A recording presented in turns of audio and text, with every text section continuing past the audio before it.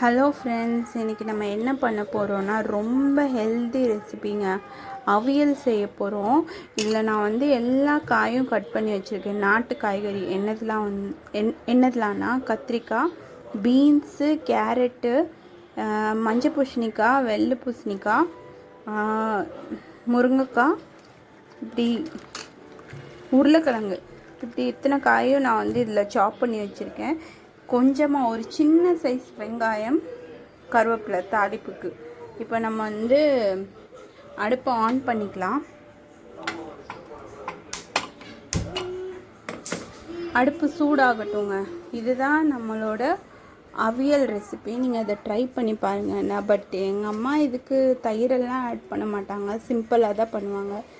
இது மாதிரி நீங்கள் ட்ரை பண்ணி பாருங்கள், கண்டிப்பாக டேஸ்ட்டாக இருக்கும். இதோங்க அடுப்பு பேன் நல்லா சூடாயிடுச்சு. நம்ம இதுக்கு தேவையான ஆயில் ஆட் பண்ணிக்கலாம்.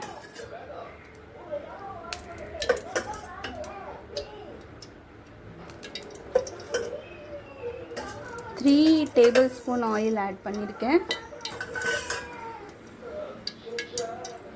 ஆயில் கொஞ்சம் சூடாகட்டும். ஆயில் ஆயிடுச்சுங்க. கடுகு ஆட் பண்ணிக்கலாம்.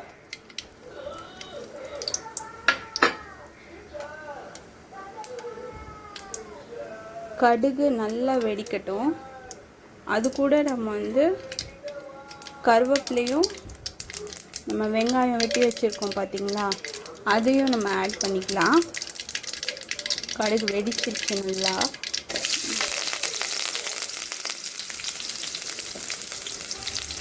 ரொம்ப வெங்காயம் ஆட் பண்ணிடாதீங்க, ஏன்னா நம்மக்கிட்ட காய்கறியே நிறைய இருக்குங்க. நிறைய சாப் பண்ணி வச்சுருக்கேன். ஷேப்ஸ் உங்கள் இஷ்டங்க. எந்த மாதிரி ஷேப்ஸ்னாலும் நீங்கள் கட் பண்ணிக்கலாம். நான் இந்த மாதிரி கொஞ்சம் பிக் சைஸாகவே கட் பண்ணியிருக்கேன். இன்றைக்கி நல்ல ஹெல்த்தியான ரெசிபிங்க. இது கூட மெயினாக என்ன குழம்பு வைக்கலான்னா பருப்பு ரசம் வைக்கலாங்க.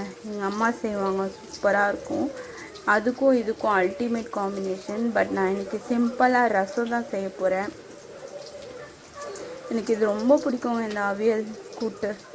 எங்கள் அம்மா என்றைக்கு செய்வாங்களோ அன்றைக்கி நான் ரொம்ப ஹாப்பியாகிடுவேன். நானும் இல்லை, எங்கள் வீட்டில் எல்லாருக்குமே இது பிடிக்கும். அம்மா என்ன செஞ்சாலும் பிடிக்கும் தாங்க. கண்டிப்பாக நீங்களும் இந்த ரெசிபி ட்ரை பண்ணி பாருங்கள். இது எங்கள் அம்மா ரெசிபி. எங்கள் அம்மா அளவுக்கு வருமானு தெரியல, பட் ஓரளவுக்கு நானும் நல்லா தான் பண்ணுவேன். நீங்கள் கண்டிப்பாக ட்ரை பண்ணி பாருங்கள்.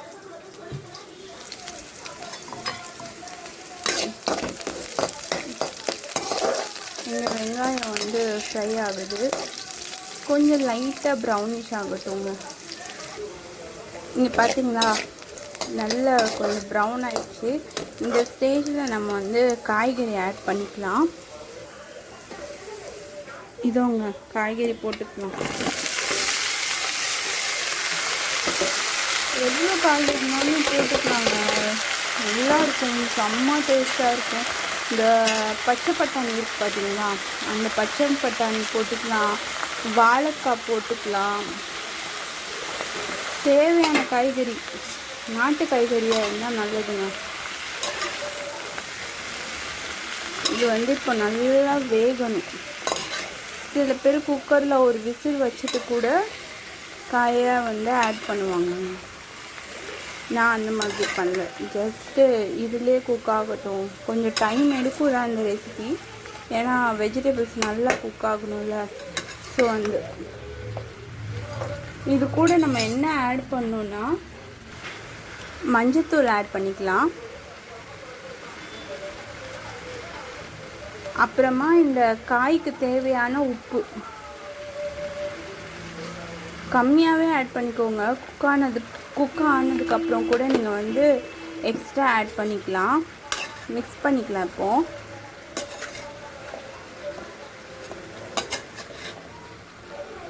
இதை ட்ரை பண்ணி பாருங்கள், நிஜமாகவே நல்லாயிருக்கும்.